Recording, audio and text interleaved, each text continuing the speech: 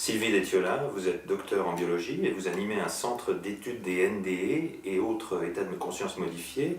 Ça s'appelle Noésis à Genève, centre qui notamment recueille des récits d'expériences au seuil de la mort. Un des témoins de ce film, Nicolas, raconte qu'il a vécu toute une série d'étapes, le tunnel, la lumière, la revue de vie, l'impression de tout savoir.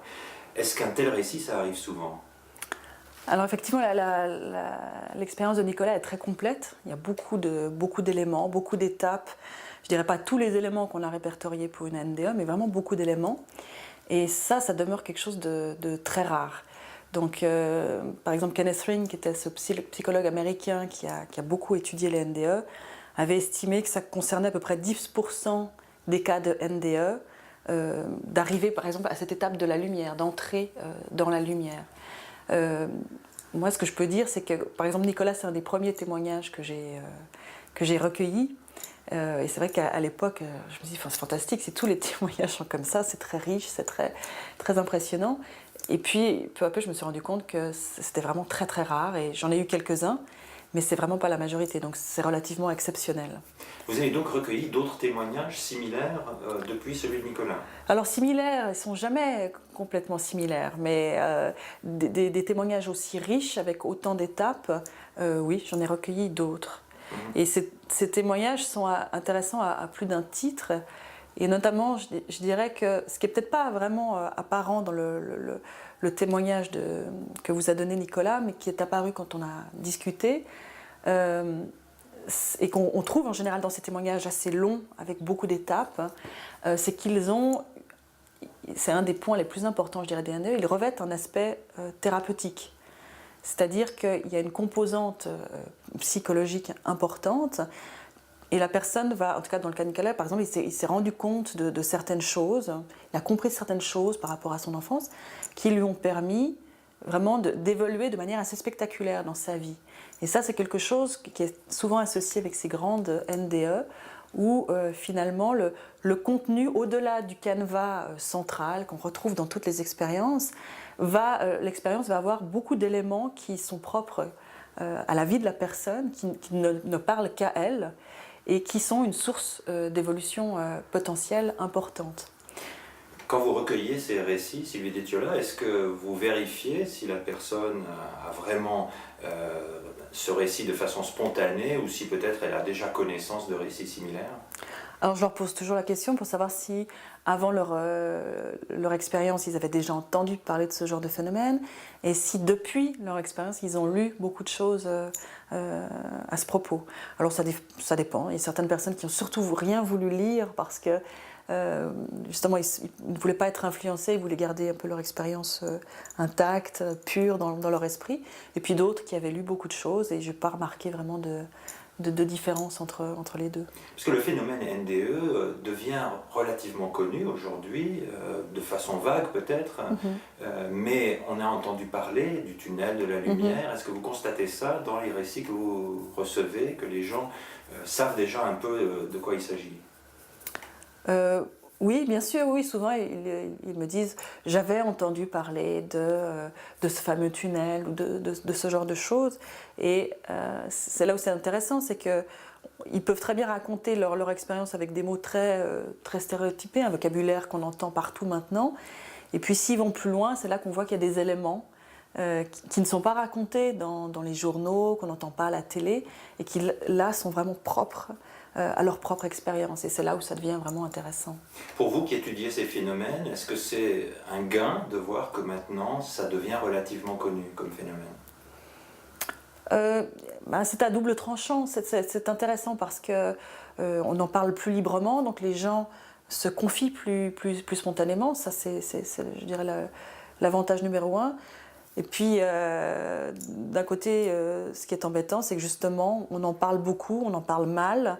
Donc pour beaucoup de gens, ça devient quelque chose d'assez assez banal, une petite expérience un peu paradisiaque, dont on revient un peu comme un bienheureux. Alors qu'en fait, c'est beaucoup plus complexe que ça. Les gens sont parfois très perturbés avec ça, continuent, même si on en parle beaucoup, à être très perturbés avec ça. Et ça réduit un peu l'expérience à quelque chose de banal. Maintenant, on est passé un peu dans l'autre extrême. À un moment, on n'en parlait pas du tout, maintenant, on en parle trop. Et c'est un peu. On a l'effet négatif aussi. Recueillir les récits au centre Noesis, c'est surtout avec un but thérapeutique. Alors, au début, c'était surtout dans un but de recherche. Donc, Noesis a toujours fonctionné sous le système de l'échange. Moi, j'avais besoin des témoignages pour pouvoir faire de la recherche. Et je me suis dit, en contrepartie, j'offre un accueil et un soutien aux personnes qui en ont besoin. Et puis, peu à peu, je me suis rendu compte qu'il y avait des gens qui avaient besoin de bien plus que de simplement pouvoir confier leur expérience, mais qui avaient besoin justement d'un regard extérieur pour faire ce travail dont je vous ai parlé, de prise de conscience. Parce que des fois, il y a comme des messages un petit peu qui peuvent être contenus dans cette expérience. Et comme n'importe quel travail psychothérapeutique, besoin d'un regard extérieur de quelqu'un qui peut amener la personne à prendre conscience de certaines choses qui vont l'aider ensuite dans sa vie. Et c'est vrai que Noesis a pris un peu cette direction actuellement, c'est d'aller plus loin, parce qu'on peut aller très loin en fait avec ces expériences, et souvent les gens s'arrêtent à un premier niveau, et c'est dommage parce que ça peut leur apporter beaucoup plus. Vous avez mentionné la recherche comme autre activité de Noesis. Où est-ce qu'on en est aujourd'hui globalement dans la recherche dans ce domaine? Quelles sont les perspectives de la recherche? Alors, on n'en est toujours pas très très loin, je dirais qu'il y en a toujours plus de questions que de réponses. La dernière grande étude qui a vraiment apporté quelque chose a été publiée en 2001 dans la revue Lancet par une équipe de chercheurs des Pays-Bas. Dans cette étude, ils ont systématiquement interrogé des personnes qui avaient été ranimées suite à un arrêt cardiaque pour savoir si elles avaient vécu ou non quelque chose de particulier. Et ça a permis de montrer que, donc ils ont interrogé à peu près 400 personnes. Sur ces 400 personnes, 12% avaient vécu une expérience typique de NDE. Donc déjà, ça montrait que c'était un petit peu inférieur à ce qu'on pensait jusque-là. Bon, ça concerne uniquement les arrêts cardiaques, mais ça donnait un chiffre, alors qu'avant, on n'avait que des approximations. Et puis, ensuite, ils ont essayé de déterminer quel était le facteur qui avait permis que dans un cas l'expérience ait lieu et puis dans d'autres cas qu'elle n'ait pas eu lieu. Donc ils ont comparé les deux groupes, ceux qui avaient fait une NDE et ceux qui n'en avaient pas fait, pour essayer de trouver cette différence, et ils n'ont trouvé aucune différence, c'est-à-dire aucun facteur qui permette d'expliquer que l'expérience se soit déclenchée dans un cas et pas dans l'autre.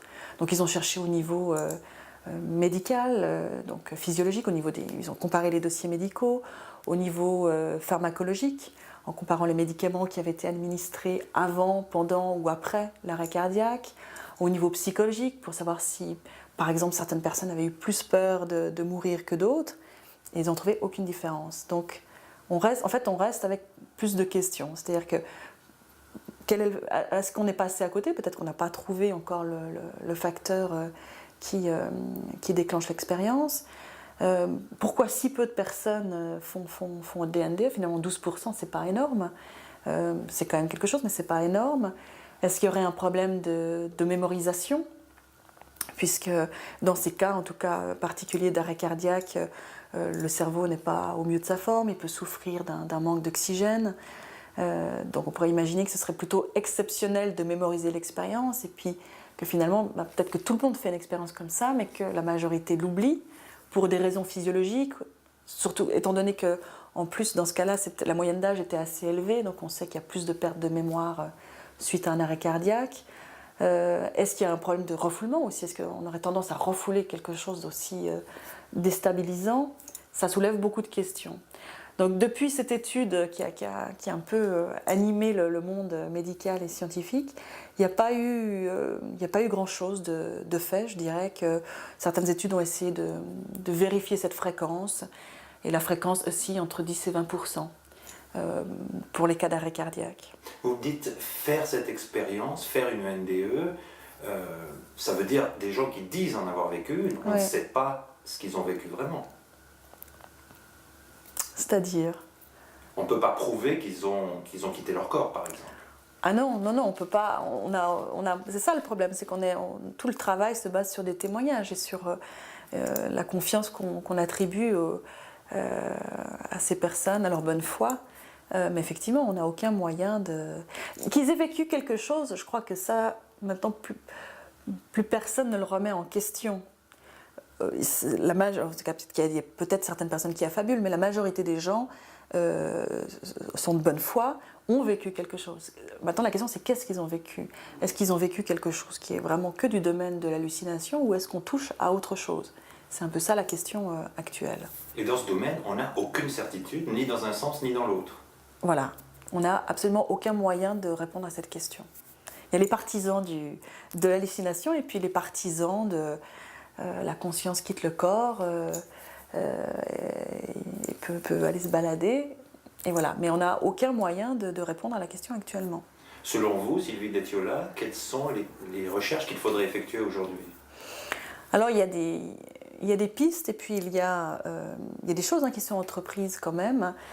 Par exemple, en Angleterre, actuellement, il y a de plus en plus de salles d'opération qui sont équipées d'un dispositif près du plafond où on pose des images avec des symboles très simples dans l'espoir que certaines personnes, au cours de l'expérience, se décorporent, atteignent le plafond et puissent par hasard voir ces images et rapporter ce qu'elles ont vu. Donc là, c'est un travail, je dirais, justement de validation de l'expérience. Ce serait une étape qui est assez cruciale, parce que je pense que si on pouvait valider ça, ça intéresserait beaucoup plus de chercheurs par la suite. Mais en même temps, ce serait vraiment un début, je veux dire, ce serait le début de quelque chose d'autre. Mais ce serait déjà énorme ce si serait on arrive à énorme. prouver qu'une personne voit ce qui se passe dans une autre Bien pièce. sûr, parce que là, ça soulèverait d'autres questions. On répondrait à une première question, c'est plus qu'une hallucination, mais alors qu'est-ce que c'est? Donc là, on partirait sur une recherche vraiment très passionnante. Alors il y a ce genre de choses qui sont faites actuellement, c'est surtout dans les pays du Nord, pas tellement chez nous. Et puis une autre chose qui est possible et qui commence à se faire, ce serait d'étudier. Parce que le gros problème avec les NDE, c'est que on ne peut pas les étudier dans des conditions expérimentales, en laboratoire, du fait qu'elles se produisent à l'improviste et dans des moments où on s'intéresse plus à sauver la vie de la personne qu'à commencer à lui brancher des électrodes pour voir ce qui se passe. Donc elles sont extrêmement difficiles à étudier. Donc il faut utiliser une autre approche, un autre biais pour étudier ces phénomènes. Et c'est ce qui commence à se faire en étudiant ce qu'on appelle l'OBE, la Out of Body Experience, qui est l'étape de décorporation en fait, qui correspond à la première étape des NDE, mais qui peut aussi être vécue en dehors de circonstances de mort imminente.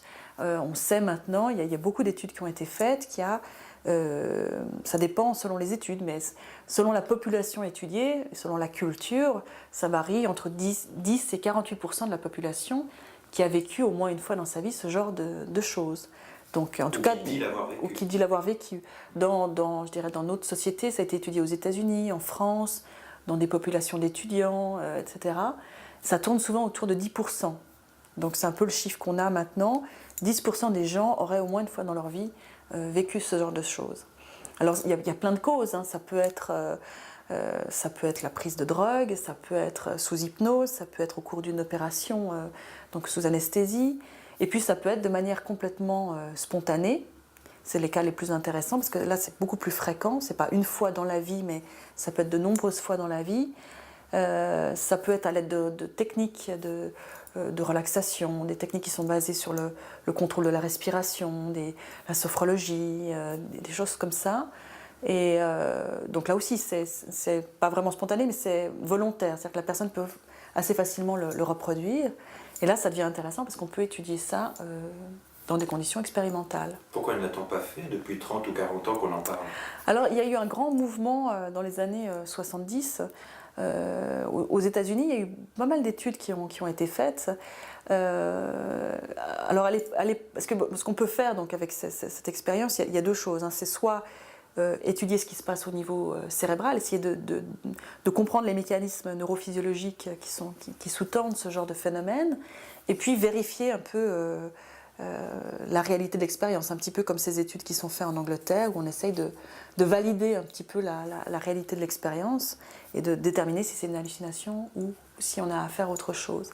Alors dans les années 70, on n'avait pas le matériel aussi qu'on a actuellement pour faire de l'imagerie cérébrale, donc on n'a pas pu faire grand-chose à ce niveau-là.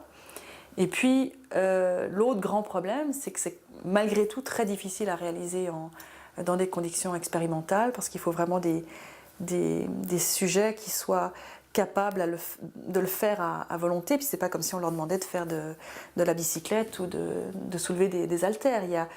De nouveau, il y a une grande partie qui repose sur leur psychologie, sur le fait qu'on attende quelque chose d'elles va les bloquer. Donc vraiment, arriver à refaire ça sans problème, avec des électrodes sur la tête, avec des gens qui vous observent, ça demeure quelque chose d'extrêmement difficile à faire. Mais vous êtes convaincu que ça va se faire? Je l'espère en tout cas, je l'espère. Et je sais que c'est des choses qu'on fait actuellement, oui. Est-ce que vous pensez que le monde scientifique est aujourd'hui plus prêt à accueillir des recherches dans ce domaine? Beaucoup plus parce que déjà il y a tout le développement des neurosciences qui a été assez impressionnant ces dernières années et qui en est à son début, donc on part vraiment dans cette direction. C'est les neurosciences qui sont en plein boom.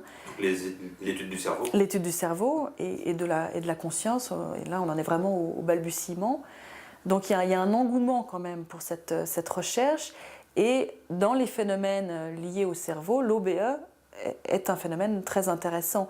Qu'on soit convaincu que ce soit une hallucination ou autre chose, ça reste quelque chose de très intéressant. Donc ça stimule quand même pas mal de chercheurs. Alors on a parlé de NDE, on a parlé de OBE. Qu'est-ce qui vous intéresse au fond comme témoignage pour Noesis? Moi, tous les témoignages qui se réfèrent à un état de conscience modifié m'intéressent, quel qu'il soit. Parce que finalement, on trouve beaucoup de points communs entre toutes ces expériences. Et ce dont je me suis rendu compte ces dernières années, c'est que quand on parle d'état de conscience modifié, finalement, il y a une multitude d'états de conscience modifiés. Mais il y a une définition de l'état de conscience modifié?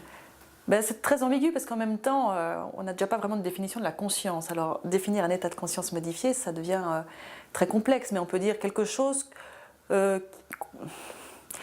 n'expérimente pas dans sa vie quotidienne normalement, une expérience qui sort de la norme, voilà, qui sort de la norme et qui n'a pas été vécue grâce à une drogue ou l'alcool ou des médicaments.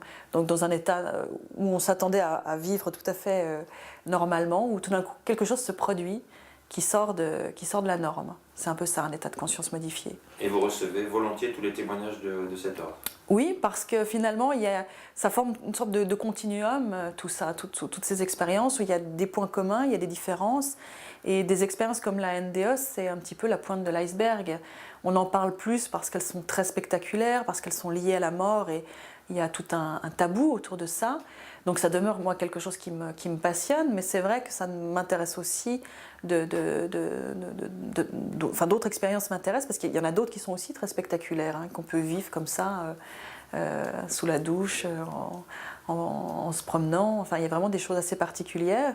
Et puis, de la même manière, c'est des gens qui souvent n'osent pas en parler, parce que peur du regard des autres, peur d'être pris pour un fou, et qui auraient aussi besoin d'un éclairage extérieur pour comprendre ce qui leur est arrivé et en faire quelque chose. Parce que malgré tout, il y a souvent un sens. On ne vit pas une expérience comme ça pour rien. Il y a un sens derrière tout ça qui est très très personnel à la personne concernée et qui mériterait qu'on s'y attarde. Et à Noesis, on est là pour ça. Maintenant, on a un psychothérapeute, on est là pour ça, pour aider les gens à aller plus loin par rapport à ce genre d'expérience. Sylvie Détiola, merci. Merci à vous.